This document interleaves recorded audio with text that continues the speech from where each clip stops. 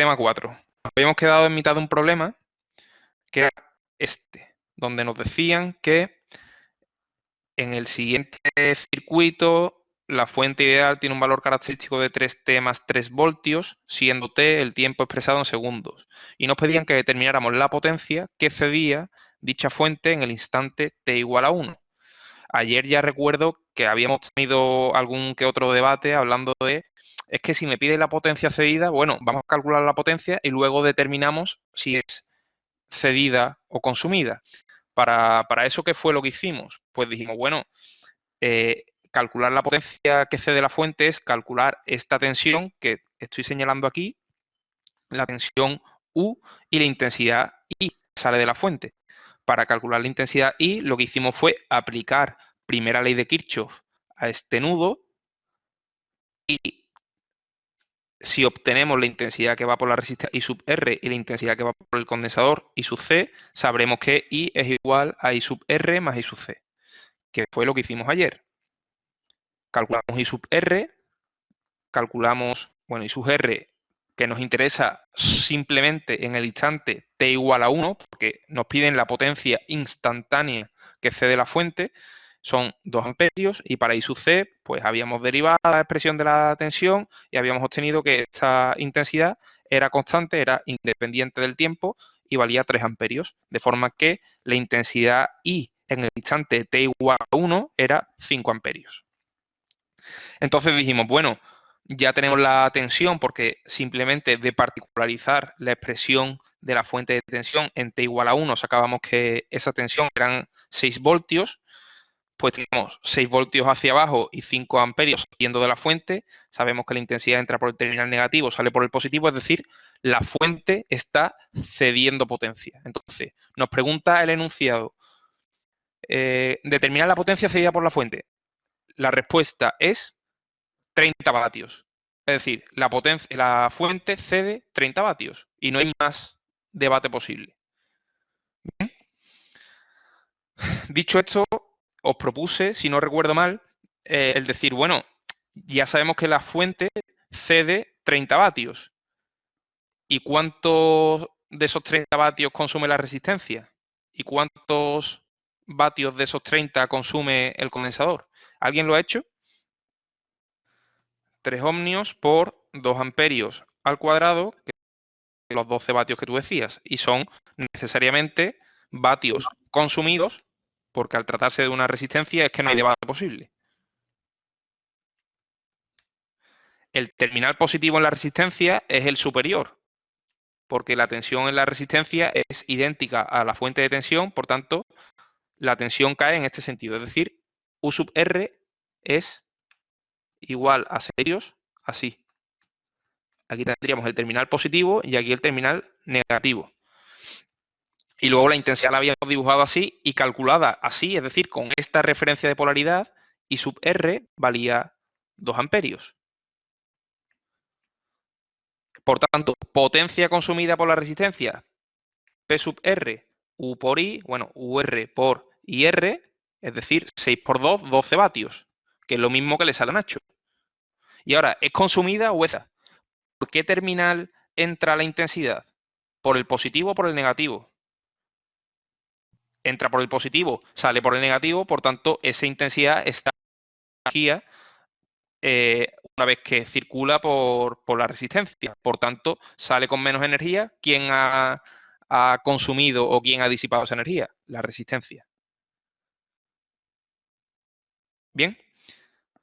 Entonces, y Nacho, ya la última pregunta. ¿Cómo ha sacado la potencia que consume el condensador? ¿Con el balance de potencia o aplicando efectivamente?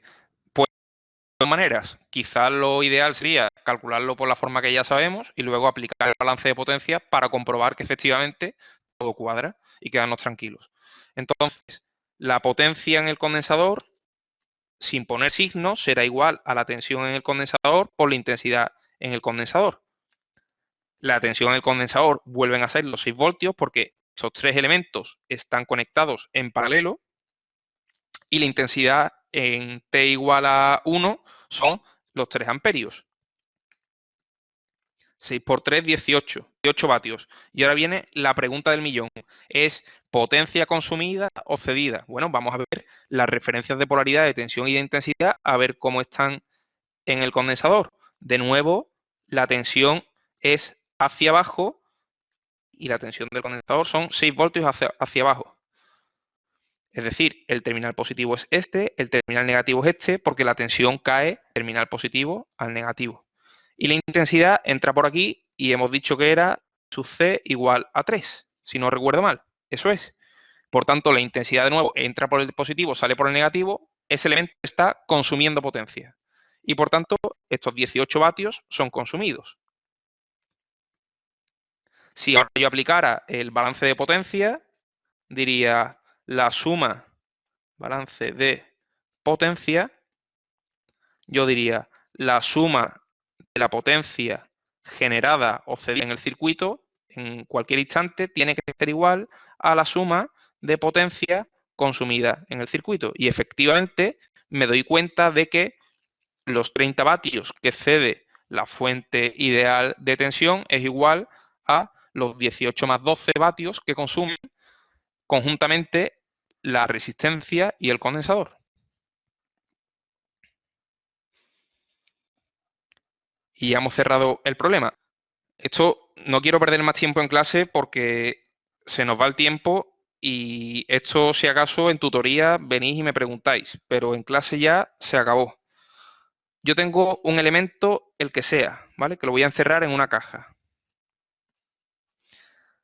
Y por aquí entra una intensidad y una tensión que yo he dibujado así de forma arbitraria. ¿Por qué? Porque yo inicialmente, antes de resolver el circuito, no tengo ni idea de si esa tensión va hacia abajo y de si esa intensidad entra o sale.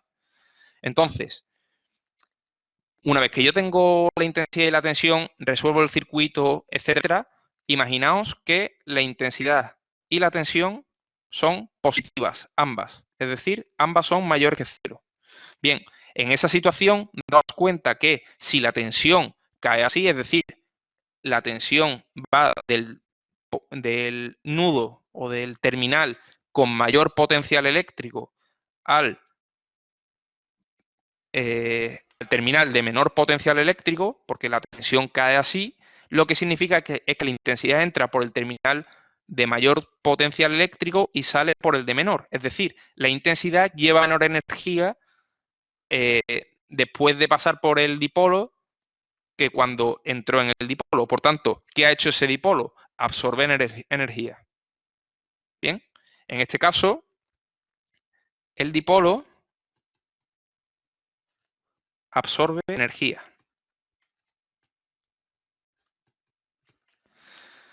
¿Qué más casos hay? Bueno, podría ser que, por ejemplo, la intensidad fuera menor que cero y la tensión fuera mayor que cero. Entonces, ¿aquí qué ocurre? Si esta intensidad que yo he representado hacia dentro del dipolo fuera al contrario, ya estaríamos en una situación distinta, completamente distinta. La intensidad sería, como estoy pintando ahora en rojo, ¿vale? La intensidad sería menor que cero y por tanto saldría el dipolo y aquí entraría en el dipolo. Daos cuenta que ahora la intensidad entra por el terminal negativo y sale por el positivo. ¿Qué quiere decir? Que esa intensidad está ganando energía. ¿Y quién se la da? Pues necesariamente el único elemento que tenemos aquí, que es el dipolo. Por tanto, en esta otra circunstancia, el dipolo cede energía. Y no hay cualquier otra combinación, si la intensidad y la tensión fueran menores que cero ambas, el dipolo volvería a absorber energía. Y en la situación contraria, que es intensidad mayor que cero y tensión menor que cero, el dipolo absorbe energía. O sea, cede energía, perdón. Es la misma situación que esta. Bien, el siguiente problema nos dice que indiquemos el valor de la potencia generada por la fuente independiente de intensidad de la figura, es decir, potencia generada o cedida por esta fuente. ¿Qué hacemos de nuevo? ¿Qué podemos saber de aquí?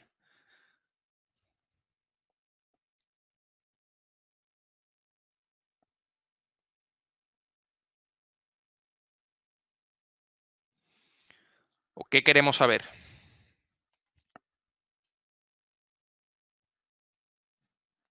Bueno, no habla nadie, pues hablo yo.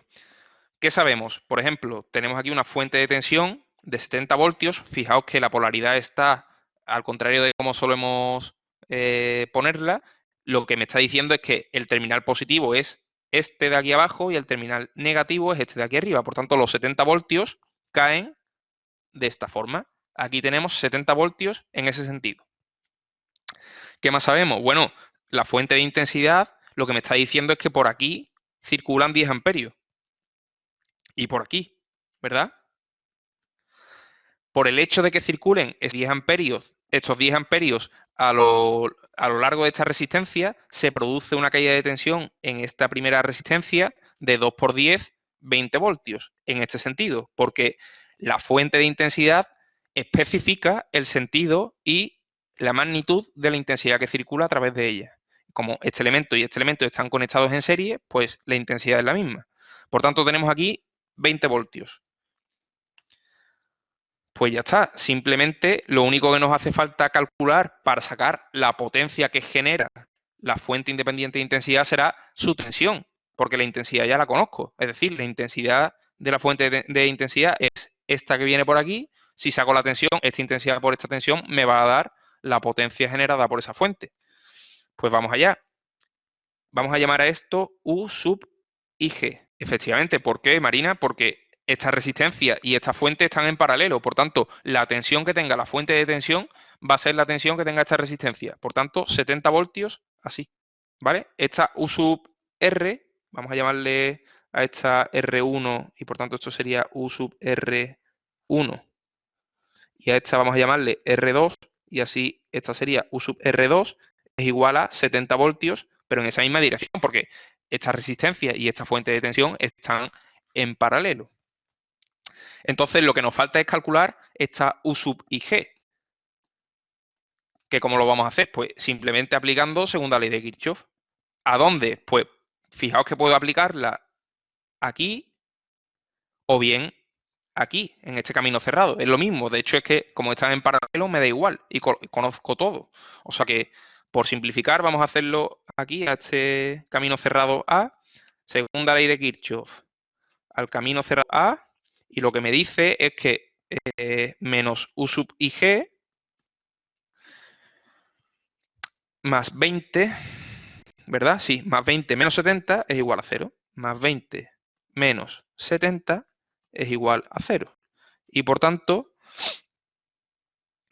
U sub IG es igual a menos 50 voltios. Bien, fijaos, no me he equivocado, ¿no? Yo diría que no. Entonces, fijaos, ¿qué ha pasado aquí? Ha pasado que yo tenía inicialmente unas referencias de polaridad que son las siguientes. La fuente de intensidad, sus terminales y esta intensidad sí que la conozco, son 10 amperios porque los especifica la propia fuente, pero yo he representado la tensión hacia abajo y cuando yo he resuelto el circuito sale que es negativa. Por tanto, la tensión realmente en esta fuente cae así. ¿Vale? Vamos a analizar entonces si la fuente de intensidad genera o consume potencia. Si la tensión en la fuente cae así, es decir, esta U sub IG ya serían 50 voltios porque le he dado la vuelta a esa tensión, es decir, este sería el terminal positivo y este es el negativo. La intensidad entra por el terminal de mayor potencial eléctrico y sale por el de menor. Es decir, la fuente de intensidad está consumiendo potencia. Por tanto, potencia generada por la fuente de intensidad va a ser igual a U por I, ¿verdad? Bueno, U sub G por I. Aquí ya sabemos que sí que es negativo. Por tanto, lo que podemos hacer es decir, bueno, pues menos U sub IG.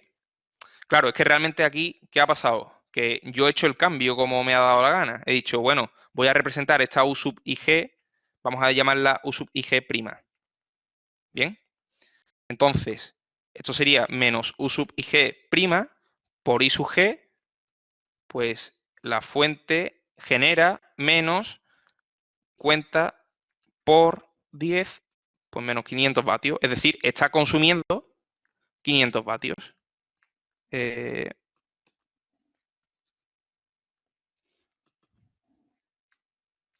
500 vatios que son cedidos, ¿vale? Pero como es un menos, realmente son consumidos.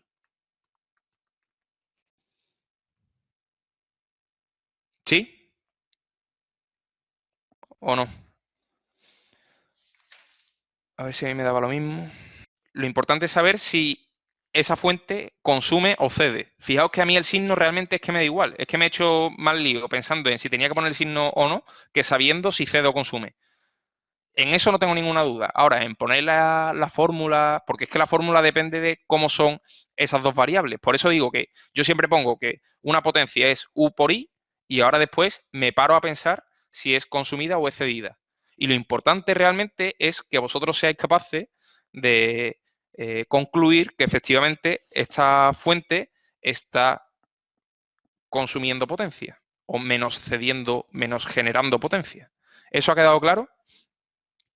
Este ejemplo está muy bien porque hemos ido en contra de las referencias de polaridad que hemos representado al principio, que habitualmente siempre salen como las represento yo, pero ahora, sin embargo, hemos tenido una referencia de polaridad con signo contrario. Pues luego lo que hacemos es directamente representamos la tensión con su signo real y verificamos si esa fuente cede o consume. Bien. Vale, de nuevo, yo creo que es interesante hacer un pequeño análisis de qué consumen o qué ceden el resto de elementos del circuito.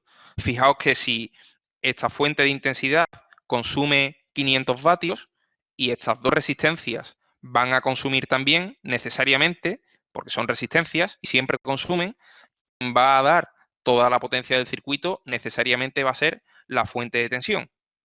¿Vale? La fuente de tensión va a generar potencia y todos los demás consumen. Entonces podríamos hacerlo, calcular individualmente cuál es la potencia que consumen o que ceden y luego realizar el balance de potencias para ver que todo cuadra. Pues eso vamos a hacer de forma relativamente rápida.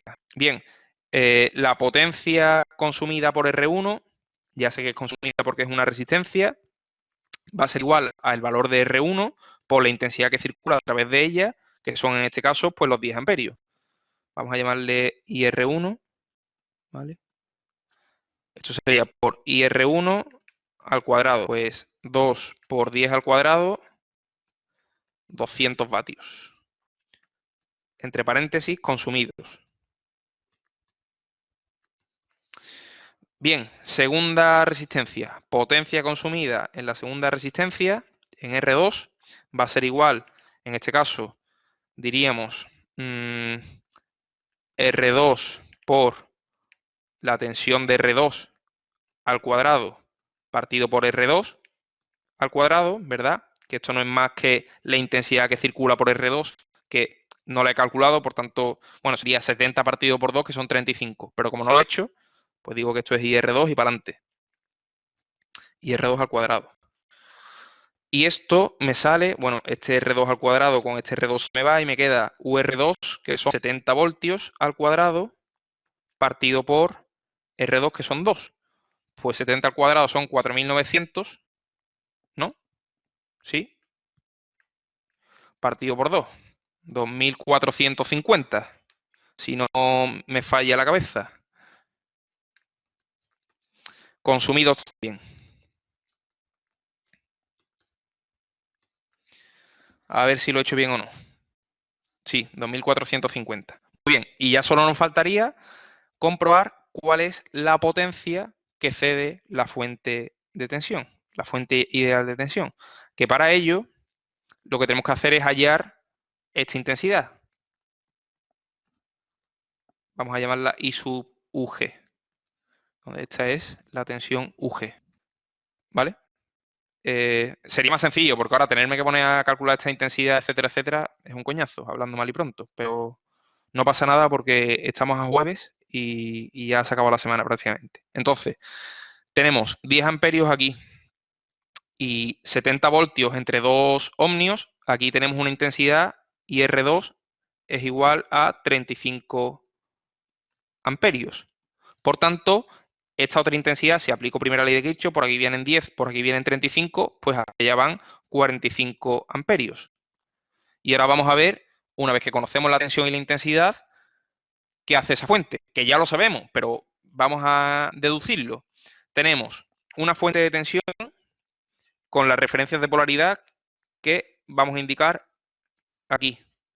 Es decir, más menos, 70 voltios así, 70 voltios y hacia acá vienen 45 amperios.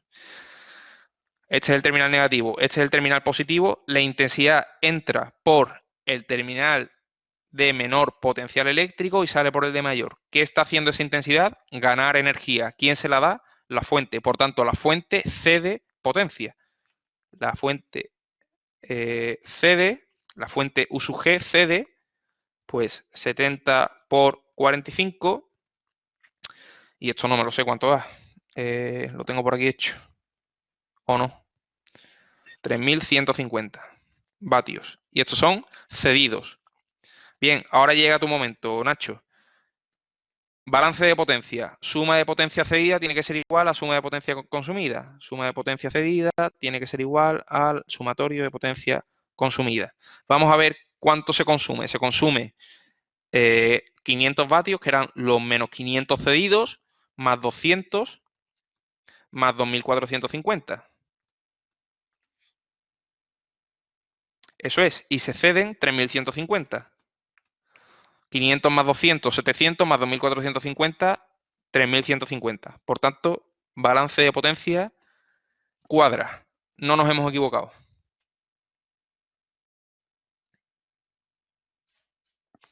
¿Dudas? Yo he hablado de potencia generada por I sub G porque el enunciado me dice que calcule la potencia generada por la fuente independiente de intensidad. Esa potencia realmente hemos comprobado que era consumida. Me preguntan por la generada, es la menos consumida. Siempre nos van a preguntar potencia consumida, potencia cedida, nos van a poner un apellido a esa potencia, si es consumida o cedida. Entonces, nosotros lo que tenemos que calcular es la que nos piden. Si nos preguntan por la generada y le decimos la consumida, si solo me puntúan el resultado, va a estar mal, porque voy a ponerlo con signo contrario. Ojito con eso, ¿vale? En el aula web 1 ya hay preguntas del tema de potencia. Muy bien, entonces pasamos al último problema del tema. Ya con esto acabamos el tema y pasamos al tema 5. Muy bien, muy bien. Esto va genial. ¿Qué dice? Bueno, fijaos que en las PECs hasta el año pasado, hasta el curso pasado, solo se corregía el resultado que se ponía aquí en esta casilla. Porque, bueno, muchos alumnos, 600 alumnos, y es un examen que hay que corregir relativamente rápido y es complicado. Entonces, solo se corregía el resultado. Ahora mismo estamos en negociaciones de ver qué pasa con la PEC de este año, pero en cuanto sepamos el estilo de examen, os lo diremos. Vamos allá. Nos dice en el circuito de la figura, I sub G de t indica el valor de la intensidad de la fuente en amperios cuando el tiempo t se expresa en segundos, dando lugar al argumento de la función seno en radianes. Es decir, que t hay que introducirlo como si fueran radianes. Se pide indicar el valor de la energía almacenada en el condensador en el instante t igual a pi segundos, sabiendo que el condensador está descargado inicialmente en t igual a 0. Es decir, se nos pide la energía almacenada en el condensador en el instante t igual a pi, sabiendo que el condensador inicialmente está descargado. Muy bien, pues ¿qué es lo que tenemos que hacer? Este es relativamente similar al que hicimos el otro día, solo que la fuente de intensidad, fijaos que tiene una forma senoidal. Entonces va a ir variando entre más 40 y menos 40, con una frecuencia, una pulsación, etcétera, etcétera. Bueno, ya entraremos en eso más adelante.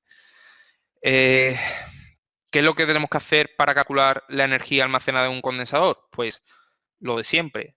La energía almacenada en el condensador viene determinada por 1/2 de la capacidad de dicho condensador por la tensión de dicho condensador en el instante que sea al cuadrado. ¿Vale? Bueno, voy a poner la dependencia con el tiempo, así somos más correctos. Es energía en el instante t, tiene esta forma. Por tanto, fijaos que lo único que necesitamos calcular es qué tensión va a tener el condensador en el instante t igual a pi. Bien, ¿qué conocemos en este circuito? Pues conocemos la intensidad de la fuente, que es esta intensidad, que fijaos que como están los 4 elementos conectados en serie, esta intensidad es la que circula por todo el circuito. Es decir, conozco perfectamente cuál es la intensidad que circula a través del condensador. Bien, si conozco esa intensidad, puedo ser capaz de obtener la tensión del condensador. Sí, porque la intensidad del condensador, en función del tiempo, es igual a C por la derivada de la tensión del condensador, que depende del tiempo, respecto del tiempo. Y yo lo que quiero calcular es esta U sub C. Por tanto, para hallar la tensión del condensador en el instante que sea, lo que tengo que hacer es integrar. Pues vamos a integrar. Lo que tendría sería que 1 partido por C por I sub C de T por la derivada de T o el diferencial de T tiene que ser igual a el diferencial de la tensión del condensador. Integro a ambos lados entre 0 y T. Con esto lo que hacemos es sacar la expresión completa. Bueno, y ya sería realmente diferencial de tau, pero por no hacer el cambio, me perdonáis. Bueno, entonces nos queda la integral es 1 partido por C, la integral entre 0 y tau de ¿cuánto vale la intensidad del condensador? Pues 40 por el seno de T.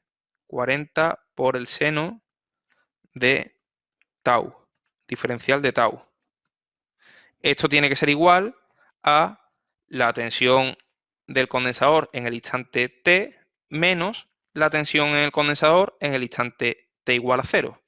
Es decir, la tensión inicial del condensador, que como me dicen que inicialmente está descargado, esta tensión es nula, porque aquí me dicen que está descargado en t igual a 0.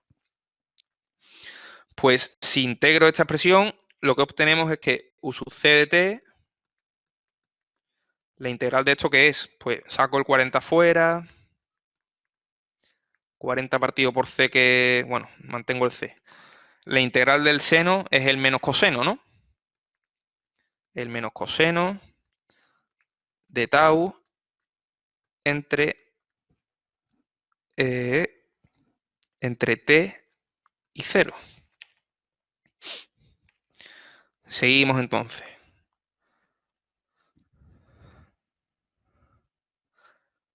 La tensión en el condensador, en función del tiempo, va a ser igual a 40 partido por C por menos coseno de t más 1. ¿Verdad? Porque menos seno de 0, pues más 1. Y a mí realmente la tensión que me interesa es concretamente una, la tensión para t igual a pi. Pues cuando t vale pi, esto es 40 partido por la capacidad, que son 2 microfaradios, es decir, 2 por 10 elevado a menos 6, por menos coseno de pi es menos 1, menos 1, más 1, más 1, 2. Este 2 con este 2 se me da, esto era un menos 6, y me queda 40 por 10 elevado a 6 voltios. Fijaos qué barbaridad, 40 millones de voltios.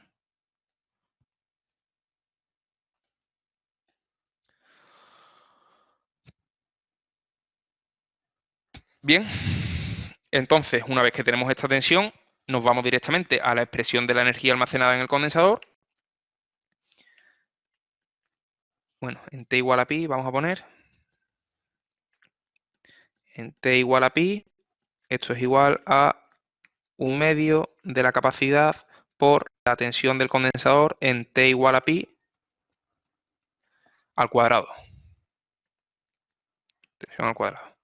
Y esto es 1 medio por la capacidad 2 por 10 elevado a menos 6 por esta tensión, es decir, 40 por 10 elevado a 6 al cuadrado. ¿Y esto qué me da? Pues una barbaridad. Este 2 con este 2 se me va.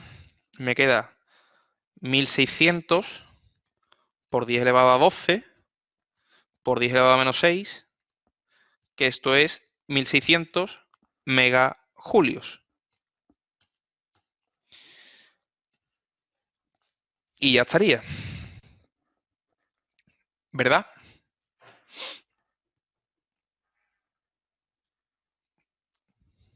¿Sí?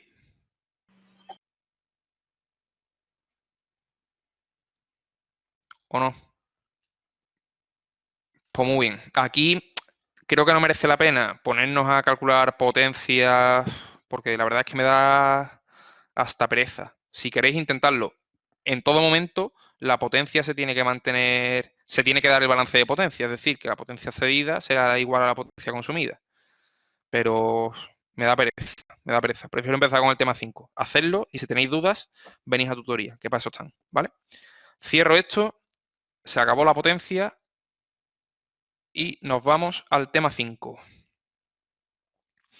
Ahora ya, fijaos que hemos estado los 4 primeros temas para hacer el primer aula web, pues ahora ya es tema 5 y tenemos un aula web directamente dedicado o explícitamente dedicado para el tema 5. Lo mismo para el tema 6, lo mismo para el tema 7, o sea que ya prácticamente cada semana vamos a mandar un aula web. Por eso he puesto el primero para este fin de semana y para que no os aburráis, que como no se puede salir, pues así os entretenéis. Muy bien, cierro esto ya, que ya lo había hecho de hecho. Tema 5, copia. ¿Qué vamos a ver en el tema 5? En el tema 5 vamos a ver, por fin, asociaciones de elementos. Asociación serie, asociación paralelo, estrella, triángulo. Todas esos tipos de asociación entre elementos nos va a permitir simplificar los cálculos, ¿vale? De forma muy importante. Así que este tema ya sí que tiene chicha. Ya todos los temas, a partir de ahora, ya tenemos la base. Pues a partir de ahora ya, en cada tema vamos a aprender una gran cantidad de técnicas que nos permiten ya resolver circuitos en cualquier circunstancia. Vamos a empezar entonces introduciendo el concepto de impedancia y admitancia operacional. Que esto es normal que suene a chino, pero vamos a ver qué es lo que es. Pues el concepto de impedancia surge cuando en las expresiones que hemos utilizado para determinar el comportamiento de una resistencia, de una bobina o de un condensador, si introducimos el operador diferencial, que no es más que esta d igual a derivada respecto del tiempo, entonces lo que estamos haciendo realmente es pasar de ecuaciones diferenciales a ecuaciones algebraicas, puramente algebraicas. Entonces las ecuaciones básicas de los elementos pasivos se pueden escribir de la siguiente forma. Cuando nosotros escribíamos la ley de Ohm, decíamos que la tensión en una resistencia, U de T, era igual en todo momento a su resistencia por la intensidad que circulaba a través de ella. Bien, como aquí no aparece ninguna derivada, no podemos introducir el operador diferencial D. Por tanto, la expresión de la resistencia se mantiene igual. Vamos a ver ahora entonces qué pasa con el caso de la bobina. En una bobina, bueno, esto es para una resistencia, por supuesto. En el caso de la bobina, su expresión lo que nos dice es que la tensión en la bobina es igual a la inductancia por la derivada de la intensidad a través de ella respecto al tiempo. Yo no sé si el operador diferencial D os suena, si habéis estudiado Laplace en matemáticas 2 o 3, más 3 que 2 quizás, o ampliación de matemáticas, o en fundamentos de control automático. ¿Lo habéis utilizado A mí me suena que no, que vosotros hasta el segundo cuatrimestre no lo veis.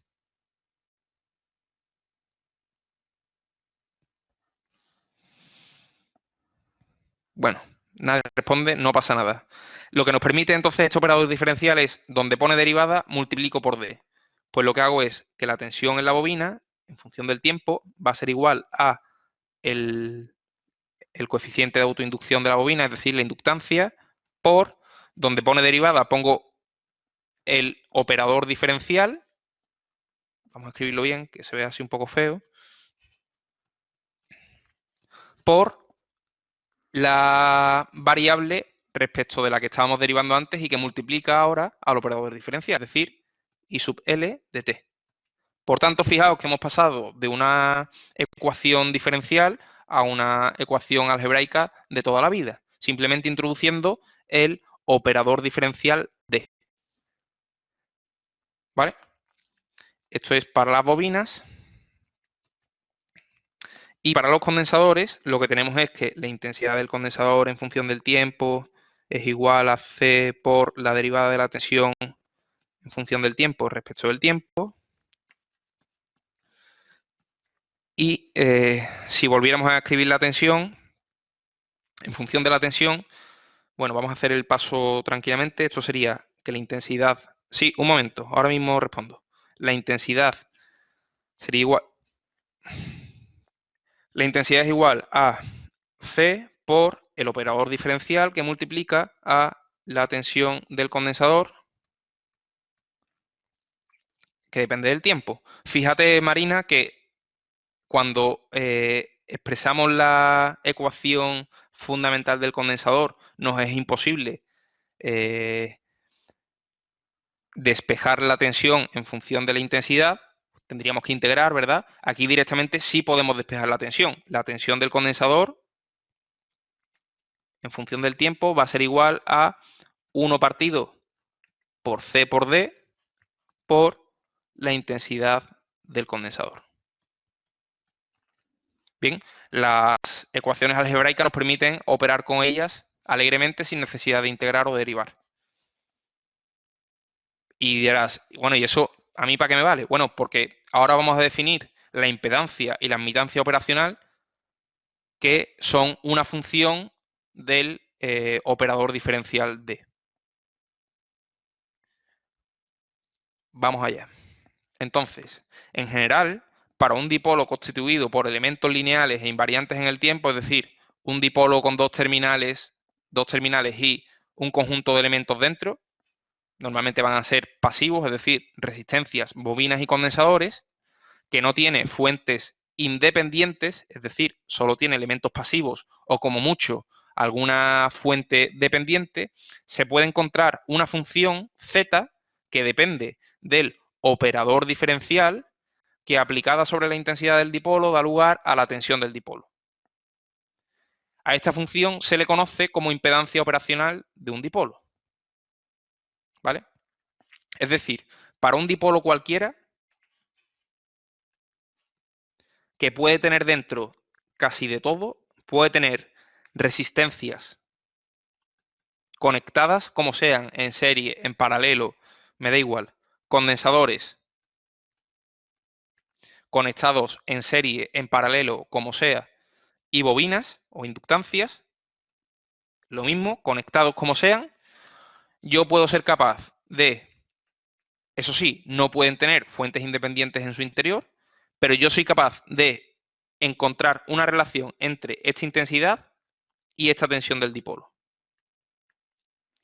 ¿Y eso qué va a ser? Hemos dicho que hay una función z que se va a llamar la impedancia operacional de este dipolo, la cual, si yo multiplico dicho valor o dicha función por la intensidad I que tengo entre los terminales del dipolo, me da la tensión del dipolo.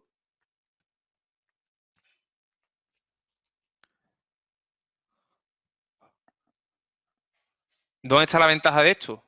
Entonces, que yo puedo tener un conjunto de elementos, el que sea, que yo puedo encontrar una impedancia equivalente a todos ellos. Y puedo trabajar con esa impedancia tranquilamente sin necesidad de ponerme a agrupar resistencia, aplicar, al fin y al cabo, leyes de Kirchhoff como un loco. ¿vale? Esto me va a permitir simplificar enormemente muchos problemas. Entonces, las impedancias operacionales de los elementos básicos son ¿cuáles? Pues para las resistencias, fijaos que tiene que ser una función z que depende del operador diferencial que aplicada sobre la intensidad me da la tensión. Joder, eso para la resistencia es directamente su valor, ¿no? En este caso, la impedancia operacional, que habitualmente no vamos a hablar de impedancia operacional, vamos a hablar directamente de impedancia. La impedancia de una resistencia, vamos a llamarla Z sub R, es la propia R. No depende del operador diferencial D, como ya habíamos dicho en esta primera transparencia. Vamos a ver entonces cuál es la impedancia operacional de las bobinas. Pues hemos dicho que en una bobina lo que se cumple es que la tensión es igual a L por la derivada de la intensidad respecto del tiempo, es decir, U es igual a L por el operador diferencial por la intensidad. Por tanto, la impedancia operacional de la bobina es L por D. Es decir, esto va a ser ZL que depende de D. ZL que depende de D va a ser igual a L por D.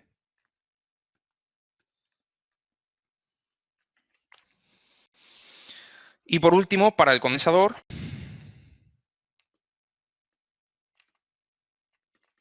lo que tenemos es que la intensidad del condensador es igual a la capacidad por la derivada de U respecto del tiempo y la intensidad es igual a C por D por U. Pero como lo que hemos dicho es que la impedancia aplicada sobre la intensidad, es decir, multiplicada por la intensidad, me da la tensión, necesito representar la tensión como una función de la impedancia y de la intensidad, es decir, de esta forma, y por tanto este término es la impedancia del condensador, que depende de D. La impedancia del condensador, por tanto, es 1 partido por C y por D. Y depende de D, no lo he puesto aquí.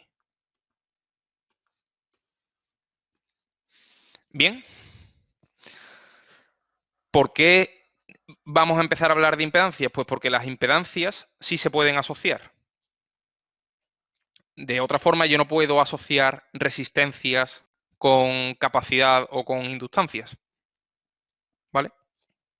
De ahí a la necesidad de introducir primero el concepto del operador diferencial y luego el concepto de impedancia.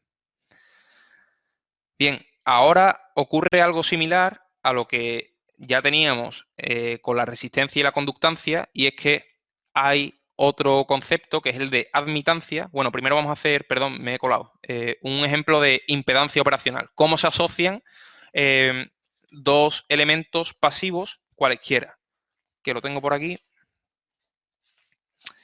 Sí, concretamente vamos a tener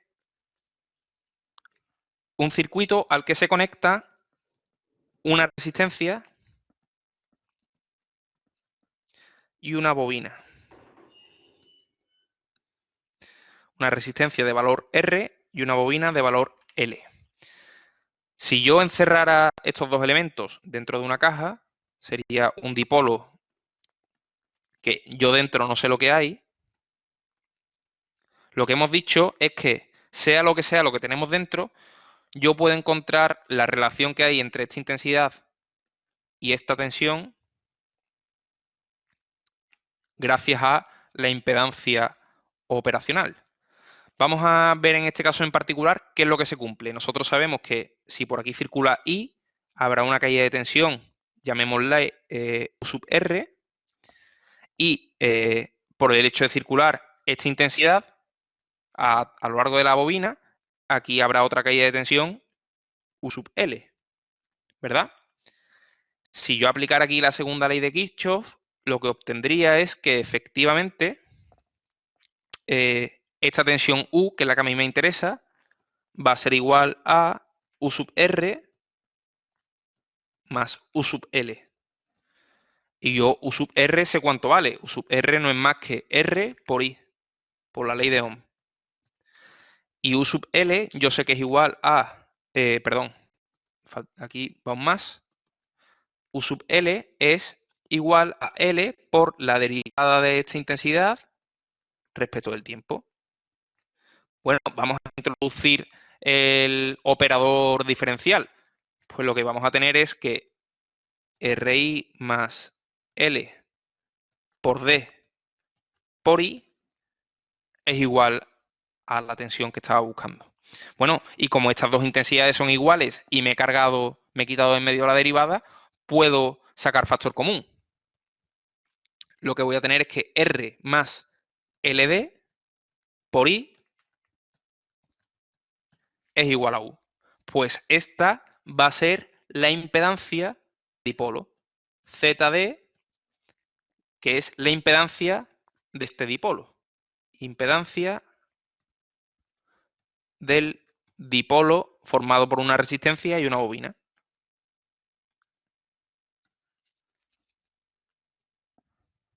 ¿Bien?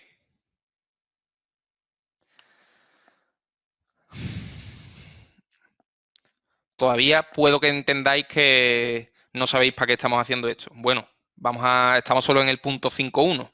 Vamos a dar un poquito más de tiempo. ¿Vale? De momento ya somos capaces de hablar como una asociación entre una resistencia y una bobina con una simple impedancia. Antes nos quedaríamos en este punto, ¿verdad? No sabríamos qué más hacer. O conocemos la evolución temporal de la intensidad o estamos fritos. O estamos en régimen permanente y por tanto la bobina se comporta como un cortocircuito, ¿vale? Pero de esta forma ya podemos hablar de impedancia, vamos a poder asociar distintos elementos, ¿vale? Seguimos entonces. Ahora entramos con el concepto de admitancia operacional, que es prácticamente lo mismo que el concepto de impedancia, salvo que ahora es una función del operador diferencial D que aplicada sobre la tensión me da lugar a la intensidad. Es decir, que la intensidad de cualquier dipolo va a ser igual a una función Y que depende de D, que multiplicado por la tensión del dipolo me da la intensidad. ¿Vale? Es decir, la admitancia no es más que la inversa de la impedancia de un dipolo.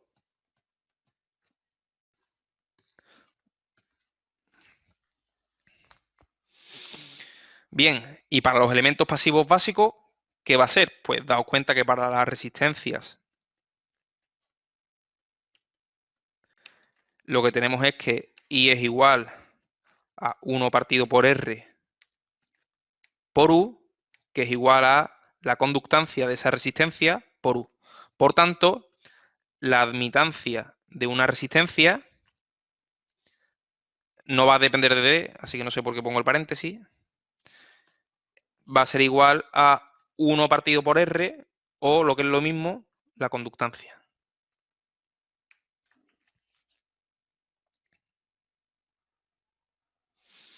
Bien, para la bobina, pues lo mismo. Tenemos que la tensión en la bobina era igual a L por D por I, por tanto, si despejo I en función de lo demás, lo que me queda es que I es igual a 1 partido por LD por U. Y por tanto, esto sería la admitancia de la bobina. La admitancia de la bobina es igual a 1 partido por L y por D. Esto es de la bobina. Yo no sé si nadie habla porque todo está claro. Por último, la admitancia de un condensador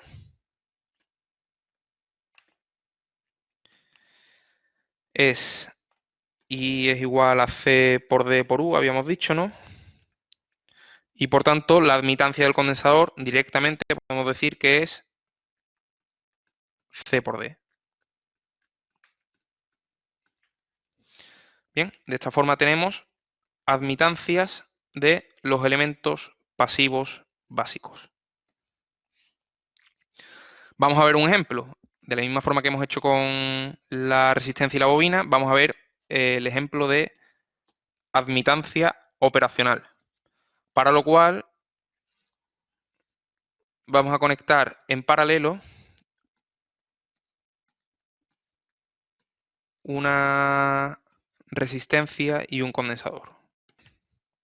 De nuevo, a mí lo que me interesa es ver la relación entre esta intensidad y esta tensión. Si yo dijera que el dipolo es lo que tengo encerrado entre líneas discontinuas. Bien, lo que ocurre aquí es, aquí tendremos una intensidad I sub C, ¿verdad? Y tendremos una intensidad I sub R.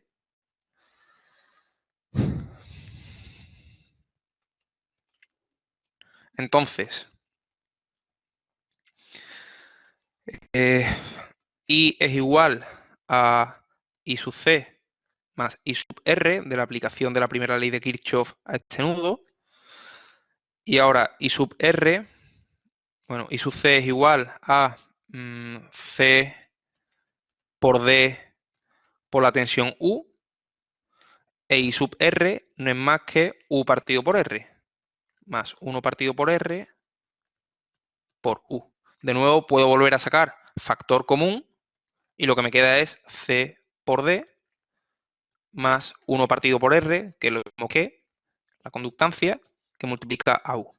Pues para este dipolo constituido por una resistencia y un condensador en paralelo, su admitancia tiene esta forma. La admitancia va a ser igual a CD más 1 partido por R.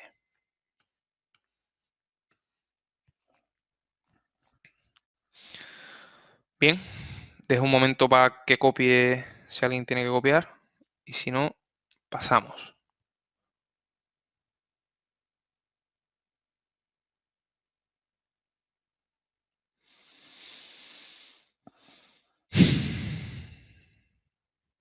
¿Qué viene ahora? A ver, asociación en serie de fuentes ideales de tensión. Bien, vamos a empezar a asociar ya elementos, pero vamos a empezar primero con las fuentes ideales de tensión. Vamos a ver qué ocurre cuando en un circuito tenemos varias fuentes de tensión asociadas en serie. Ya lo hemos dicho en alguna ocasión, pero una conexión en serie no es más que un número de elementos a través de los cuales circula la misma intensidad. Fijaos que estoy poniendo algunos con una polaridad y otras con otro, pues porque así vemos un poco más toda la casuística. Entonces, imaginaos que nosotros en un circuito, el que sea, tenemos varias fuentes de tensión dispuestas de esta forma. ¿Vale? Aquí tendríamos U1, U2, U3 y U4. Y al fin y al cabo, si yo tengo varias fuentes de tensión conectadas en serie, porque fijaos que la intensidad que circula por la primera de ellas es la misma que circula por la segunda, por la tercera, por la cuarta, ¿vale? Es la misma intensidad, por eso están conectadas en serie. A mí lo que me interesaría sería decir, bueno, voy a simplificar un poco. En vez de tener 4 fuentes de tensión en serie, voy a tener solo una. Pues si yo quisiera sustituir todas estas fuentes por solo una, lo que tendría que hacer es calcular toda esta tensión y llamarla tensión equivalente, de forma que pudiera simplificar efectivamente todas estas fuentes por una única fuente con el más y el menos así y de valor tensión equivalente. Bien, pues para que estas dos situaciones sean equivalentes, lo que tenemos que hacer es ver cuánto tiene que valer la tensión equivalente. Entonces, ¿cómo podemos hacer eso? Pues con lo de siempre. Fijaos que la tensión U1 tiene esta polaridad y la U2 esta polaridad y la U3 la contraria y la U4 la contraria. Por tanto, aplicando la segunda ley de Kirchhoff, obtenemos que menos U1 menos U2 más U3 más U4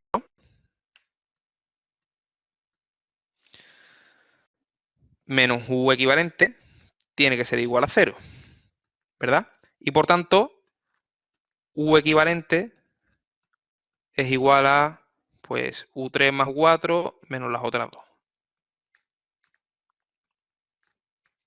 Menos U1 y menos U2. Es decir, siempre que tengamos varias fuentes de tensión conectadas en serie, vamos a poder simplificarlas simplemente pues sumando y restando el valor de cada una de ellas en función de la polaridad. Bien, ¿esto queda claro? Entonces, siguiente situación que vamos a examinar. ¿Qué pasa cuando las fuentes de tensión están conectadas en paralelo? Pues cuando tenemos varias fuentes de tensión conectadas en paralelo, asociarse como tal no van a poder. ¿Por qué?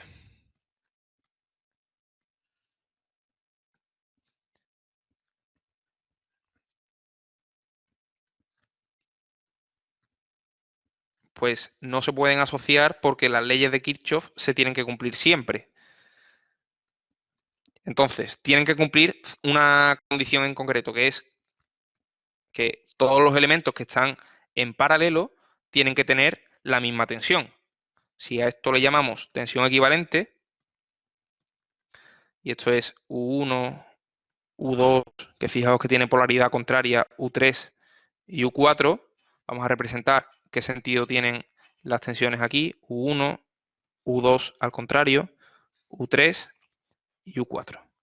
Como están conectadas en paralelo, necesariamente se tiene que cumplir que la tensión equivalente tiene que ser igual a U1, porque me lo dice la segunda ley de Kirchhoff aplicada aquí, tiene que ser igual a menos U2, porque me lo dice la segunda ley de Kirchhoff aplicada a este camino cerrado, y tiene que ser igual a U3 y U4, porque si no, no se estaría cumpliendo la segunda ley de Kirchhoff, y siempre se tiene que cumplir. Es decir, las fuentes de tensión en paralelo no se asocian. Tienen que cumplir esta condición. De hecho, si yo quisiera, diría, ¿para qué voy a tener 4 fuentes de tensión en paralelo si con una del valor U1 o U equivalente me vale? Yo podría decir, bueno, es que esto es equivalente a una única fuente de tensión de valor U equivalente. Puedo simplificar, ¿vale? U equivalente. Bien.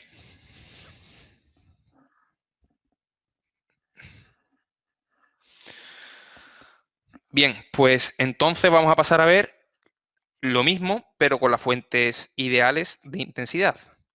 ¿Qué pasa con las fuentes ideales de intensidad conectadas en serie? Pues si yo tengo varias fuentes de intensidad conectadas en serie, necesariamente todas ellas van a tener que tener el mismo valor característico, porque si no, no se cumpliría la primera ley de Kirchhoff. Es decir, no puede ocurrir que una me diga que hacia la derecha van 2 amperios y hacia la izquierda van 3, porque no se estaría cumpliendo la primera ley de Kirchhoff, es decir, la conservación de la carga. Por tanto, si yo tengo 4 fuentes de intensidad conectadas en serie, lo que se tiene que cumplir, vamos a llamar a esto intensidad equivalente, y si esto fuera I1, I2, I3 e I4, necesariamente lo que se tiene que cumplir es que la intensidad equivalente tiene que ser igual a I1, porque llevan el mismo sentido, y tiene que ser igual, pero con signo opuesto, a I2, a I3 y a I4. De hecho, de nuevo, como ocurría con las fuentes de tensión conectadas en paralelo, tener 4 fuentes de intensidad conectadas en serie no aporta nada. Yo puedo simplificar esta situación y decir, bueno, es que es lo mismo que decir que tengo una única fuente de intensidad hacia la derecha de valor intensidad equivalente.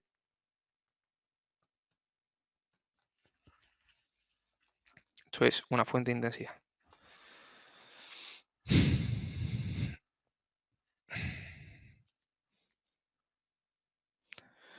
Bien, seguimos entonces. Vamos a ver qué pasa entonces con las fuentes de intensidad en paralelo.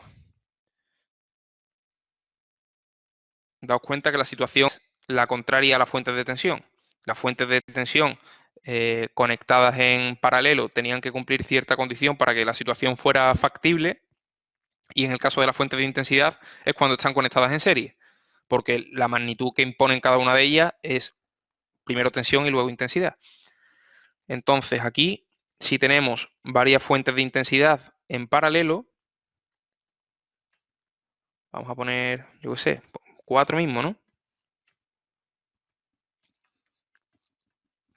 Lo que va a ocurrir es que si yo aplicara la primera ley de Kirchhoff a uno de los nudos del circuito, es decir, por ejemplo, al nudo superior, ¿verdad?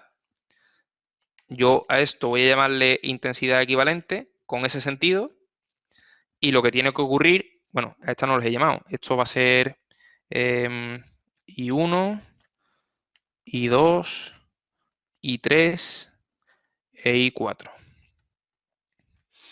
Entonces, lo que me dice la primera ley de Kirchhoff aplicada aquí es que I equivalente más I1 que entra al nudo más I4 que también entra al nudo tiene que ser igual a I2, eso es, más I3.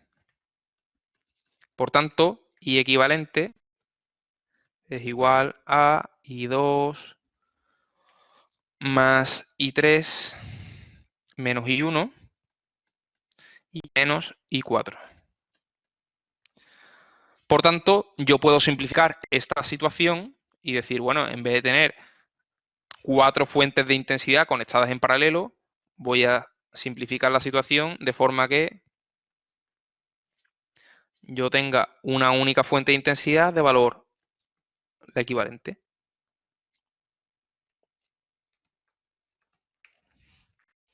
Bien, esta situación sería equivalente. Ojo con los signos que hay, cómo hemos determinado la intensidad equivalente y cómo van las demás con respecto a ella, ¿vale? En función de la primera ley de Kirchhoff en este caso y la segunda en el caso de las fuentes de tensión. ¿Listo hasta aquí? Siguiente punto ya es asociación de elementos pasivos en serie, y vamos a estudiar el concepto de divisor de tensión, que es un concepto muy útil. Para esto lo que vamos a hacer es decir, bueno, tenemos, voy a escribir en azul mejor, un conjunto de elementos pasivos que voy a representar como si fueran resistencias, pero podrían ser bobinas, condensadores o lo que sea, ¿vale? En este caso, por simplificar, vamos a representar resistencias, pero vamos a hablar ya de impedancia, que para eso la hemos estudiado, ¿no? Pues esto va a ser la impedancia 1, que depende de D, la impedancia 2, que depende de D, la impedancia 3, que depende de D, y la impedancia N, que depende de D. Entonces, ¿por qué están conectados en serie? Pues porque a través de ellos circula la misma intensidad. Esta intensidad ahí es la misma que circula por aquí, por aquí y por aquí, ¿vale? Hasta el final. Entonces, yo puedo hablar de esta tensión, ¿no? Voy a hablar de la tensión del conjunto serie, o la diferencia de tensión que tengo entre estos dos terminales. Bien. Fijaos que a cada impedancia, si yo la multiplico por esta intensidad, lo que tengo es esta caída de tensión. Esta será la caída de tensión U1, esta será la caída de tensión U2, esta será la caída de tensión U3 y esta será UN. Bien, por el hecho de circular una intensidad a través de una impedancia se da una caída de tensión. Entonces, yo puedo decir, bueno, U1 va a ser igual a Z1, que depende de D, por la intensidad I. Y U2 va a ser igual a Z2, que depende de D, por la intensidad I. Lo mismo para U3, Z3, que depende de D, por la intensidad I. Y por último, para UN, va a ser igual a Zn de D, que multiplica a I. Bien, ¿qué más podemos extraer de esta situación? Pues que la suma de estas tensiones U1, U2, U3, UN va a ser igual a U, ¿verdad? Si yo aplicara la segunda ley de Kirchhoff a este camino cerrado, lo que obtendría es que U es igual a U1 más U2 más U3 más puntos suspensivos más UN, ¿verdad? Bien, pues fijaos que si yo sumo todos estos términos o todas estas ecuaciones, lo que tengo es U1 más U2 más U3 más UN, es decir, U es igual a Z1, Z2, Z3, Zn, todos multiplicados por I, ¿no? Z1 de por I más Z2,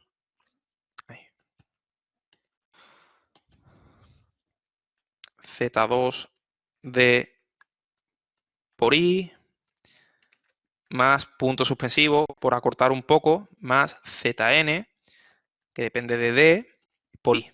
Daos cuenta que la intensidad es la misma, por eso los elementos están conectados en serie, y aquí lo que tendríamos es Z1 de D más Z2 de D más puntos suspensivos Zn de D, y todo esto que multiplica a la misma intensidad I.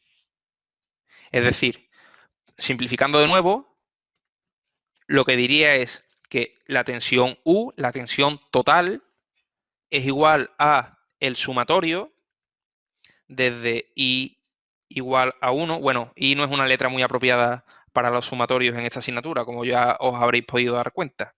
Pues vamos a decir desde K igual a 1 hasta N de Z sub K de D por I. La I está fuera del sumatorio, obviamente. Bueno, ¿y qué hemos dicho que es aquella función de D que multiplicada por la I me da la tensión? Hemos dicho que eso es la impedancia operacional, ¿no? Joder, pues esto que acabamos de hallar, este sumatorio, no es más que la impedancia equivalente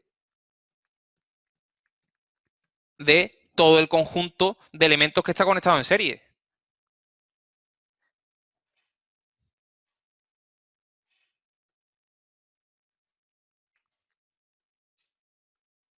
Joder, pues es un notición. Es decir, si yo tengo una serie de elementos conectados en serie, si yo tengo un conjunto de elementos conectados en serie y sumo sus impedancias, la impedancia global de todos esos elementos conjuntamente es la suma de sus impedancias. Eso nos va a ayudar a simplificar mucho las cosas.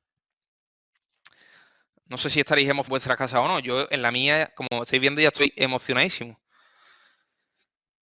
No sé, como no recibo ningún tipo de feedback, pues no lo sé. Pero bueno, de esta forma somos capaces de asociar elementos en serie. Y ahora vamos a ver cuál es el concepto de divisor de tensión. Eh, el divisor de tensión lo que me permite es decir, bueno, si yo tengo un conjunto de elementos conectados en serie, tengo que pasar por el trámite de aplicar la segunda ley de Kirchhoff a calcular la tensión que tengo en un elemento en particular. Y la respuesta es no. Y es no, ¿por qué? Porque si os fijáis, si yo quiero calcular la caída de tensión en un elemento cualquiera, vamos a llamar, bueno, vamos a poner divisor de tensión, en un elemento, el que sea, del divisor, se va a cumplir que la tensión o la caída de tensión en ese elemento va a ser igual a la impedancia de ese elemento por la intensidad que circula a través del conjunto serie, porque hemos dicho que la intensidad es la misma para todos los elementos, ¿verdad? Y por otra parte, hemos dicho que para el total, lo que tenemos es que la tensión total es igual a la impedancia equivalente del conjunto, es decir, la suma de impedancias desde K igual a 1 hasta N, por la misma intensidad. Estas dos intensidades son iguales, ¿verdad? Joder, pues si son iguales, puedo igualar estas dos ecuaciones y lo que me queda es que U sub K, es decir, la caída de tensión en un elemento en concreto partido por su impedancia, que depende de D, va a ser igual a la tensión total que tenemos en el conjunto de elementos partido por la impedancia total que hemos calculado como el sumatorio de impedancias desde K igual a 1 hasta N. Bien, pues lo que me dice el divisor de tensión es que yo puedo calcular la tensión en un elemento como la impedancia de dicho elemento respecto o dividido por la impedancia total del conjunto, que depende de D, y multiplicado por la impedancia, o sea, por la tensión del conjunto. Pues la fórmula del divisor de tensión también es muy útil. Esto es divisor de tensión.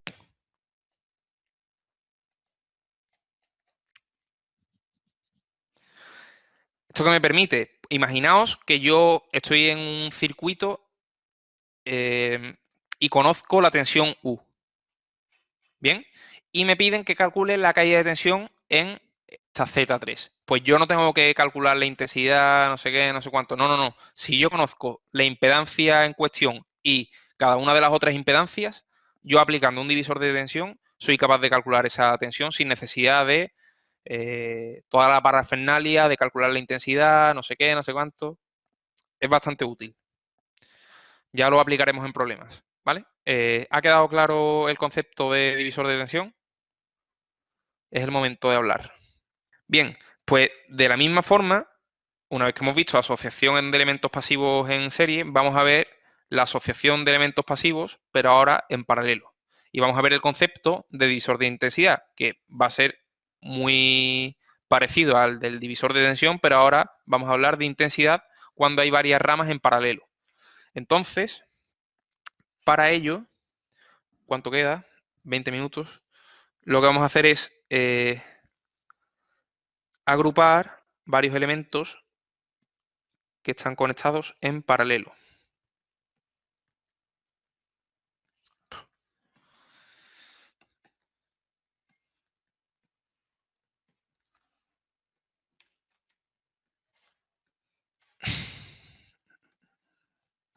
Bien, cada uno de estos elementos, a pesar de que los estoy representando como si fuera una resistencia, tendrán una admitancia asociada. Vamos a decir que esto es la admitancia. Bueno, yo es que generalmente represento la admitancia con I minúscula, porque ya habéis visto que mis I mayúsculas son feísimas y muy lentas.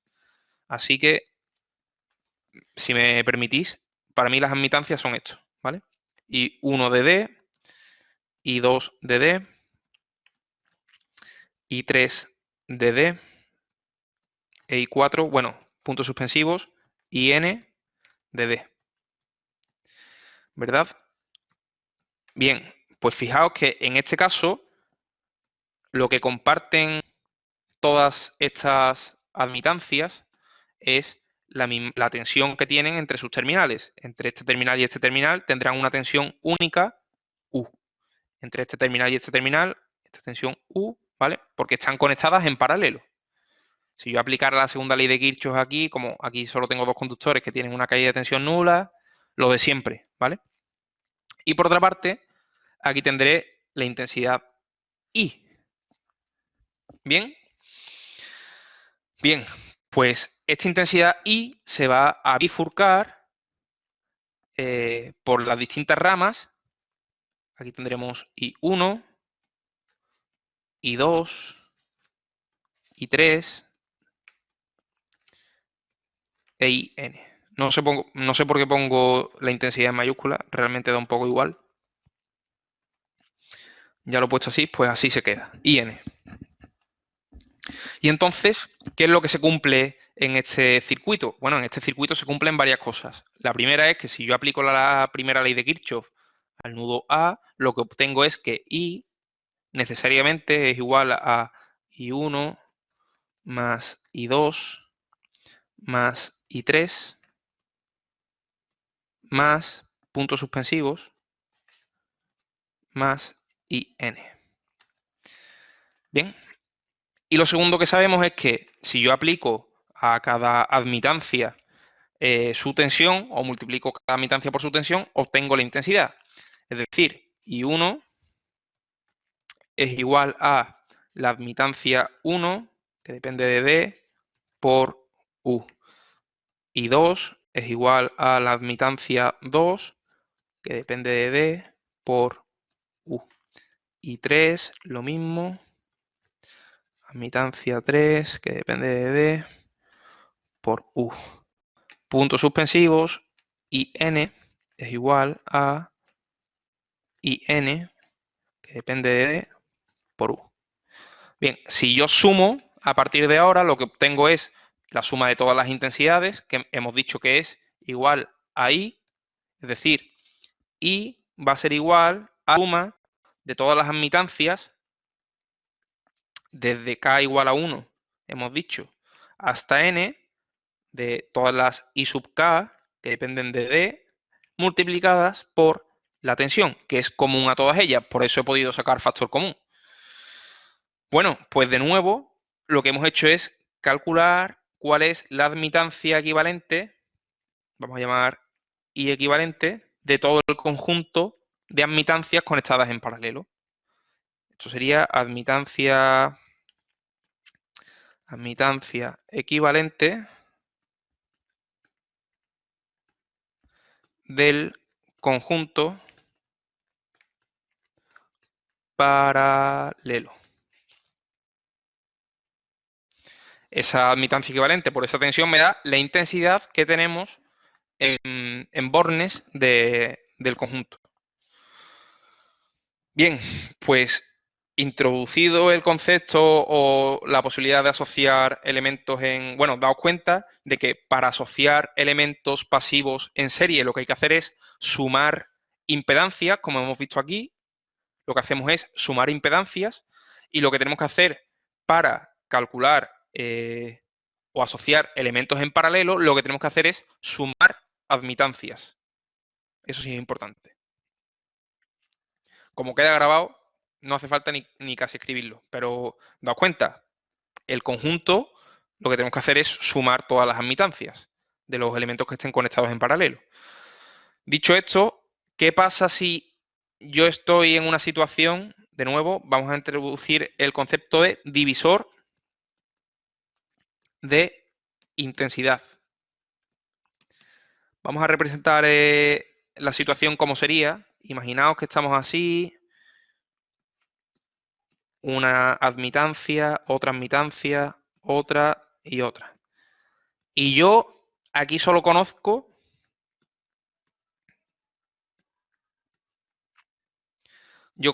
todas las admitancias y 1 y 2 que dependen de D, pero ya es que me cansa mucho tener que poner cada 2 por 3 eso.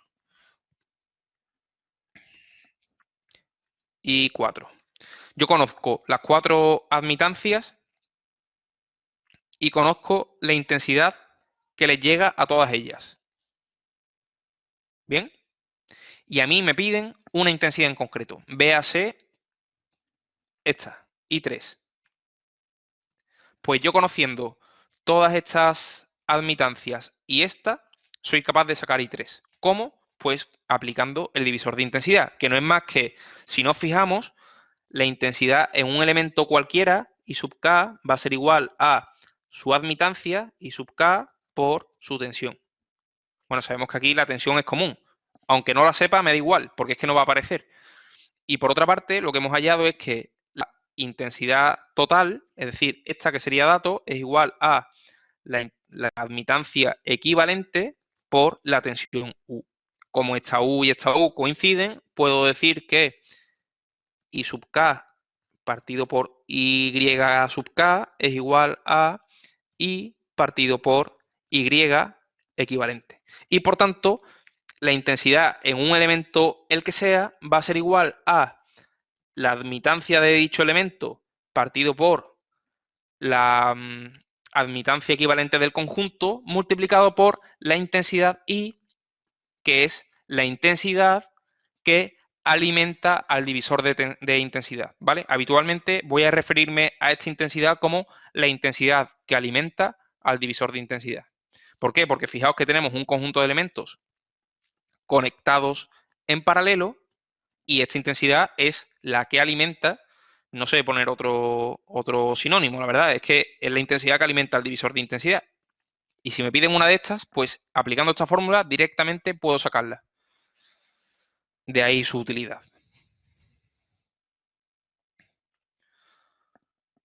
Yo creo que es lo mejor que podemos hacer para acabar la clase, terminar con la transformación estrella-triángulo. A veces en los circuitos tenemos elementos conectados de forma que no están ni en serie ni en paralelo. Y a veces puede ser que no estén ni en serie ni en paralelo, pero estén conectados en estrella. Pues también sabemos cómo trabajar con ellos para permitir una asociación posterior. Entonces, ¿qué es una conexión estrella? Pues una conexión estrella se refiere a una conexión de este tipo, donde tenemos tres elementos pasivos conectados de esta forma.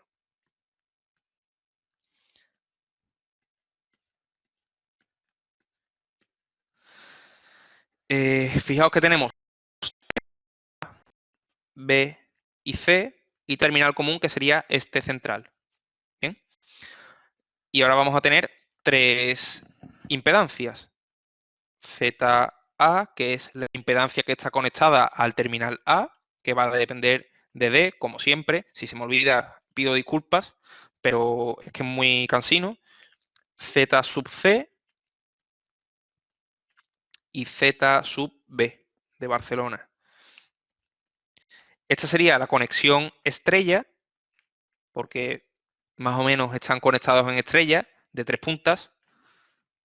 Y existe una conexión que es la conexión paralelo. Triángulo, perdón. La conexión triángulo, como su propio nombre indica, son tres impedancias conectadas formando un triángulo equilátero, que a mí habitualmente me sale mal en la pizarra, pues imaginaos ahora.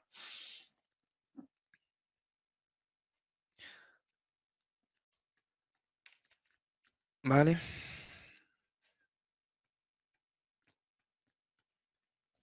Fíjate, casi se tocan los terminales.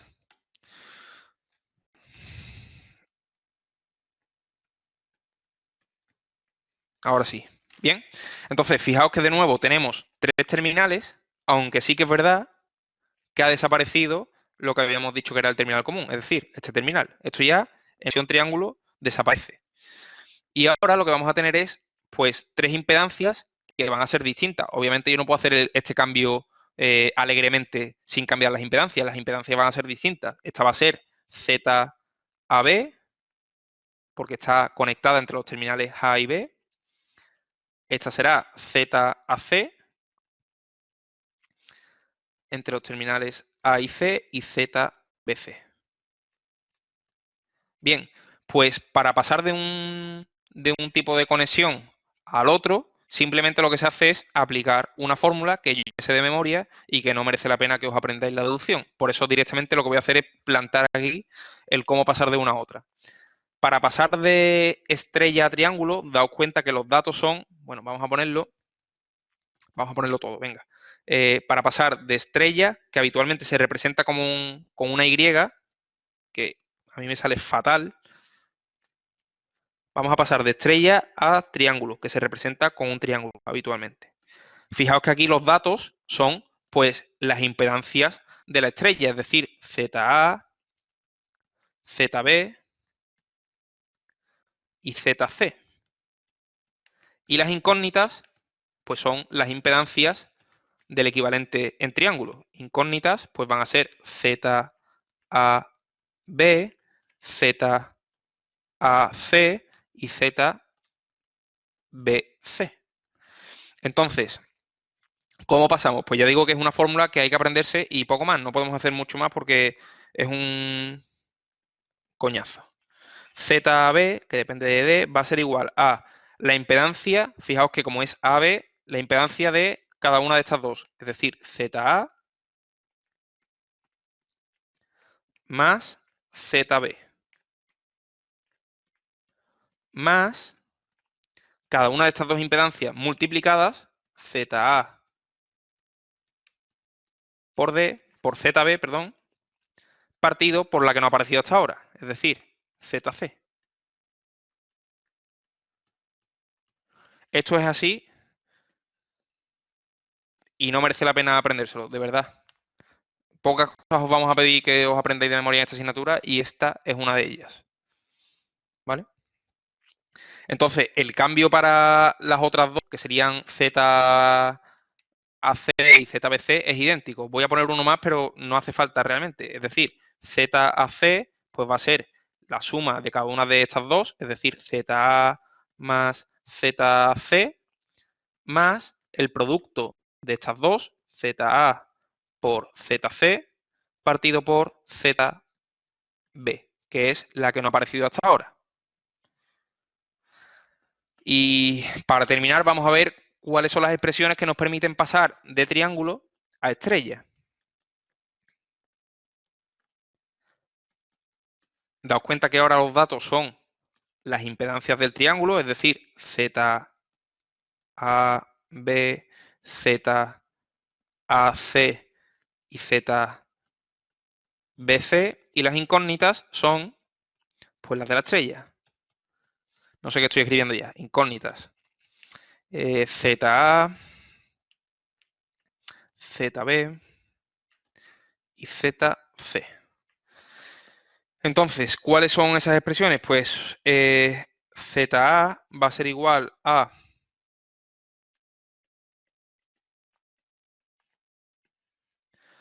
el producto de las dos impedancias que tienen A, es decir, ZAB y ZAC, ZAB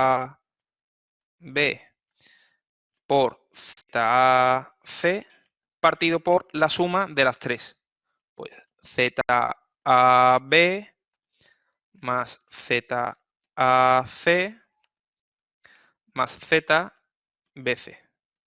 Con esta expresión somos capaces de pasar del triángulo a la estrella. ¿Podría hacer lo mismo para otra de las dos? Venga, para la ZB. Pues ZB va a ser igual a ZAB por ZBC partido por ZAB más ZAC más ZBC. Pues eso, esto lo aprendí de memoria y punto. Ahora, una pregunta. ¿Qué ocurre si las tres impedancias son iguales?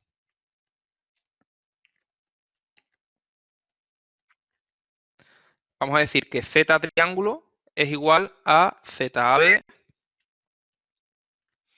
que es igual a ZBC y que es igual a ZAC. Pues si sustituimos, lo que obtenemos es que la impedancia, cuando conectamos en estrella tres impedancias iguales, si queremos pasar de triángulo a estrella, nos va a quedar que C triángulo por Z triángulo, venga, me quedan 2 minutos, partido por Z triángulo más Z triángulo más Z triángulo. Y esto es igual a Z triángulo al cuadrado partido por 3 veces Z triángulo. Con lo cual, si este cuadrado se me va con este, me queda que para pasar tres impedancias de estrella a triángulo o de triángulo a estrella cuando las tres impedancias son iguales, pues la impedancia en estrella es 3 veces más pequeña que esa impedancia en triángulo.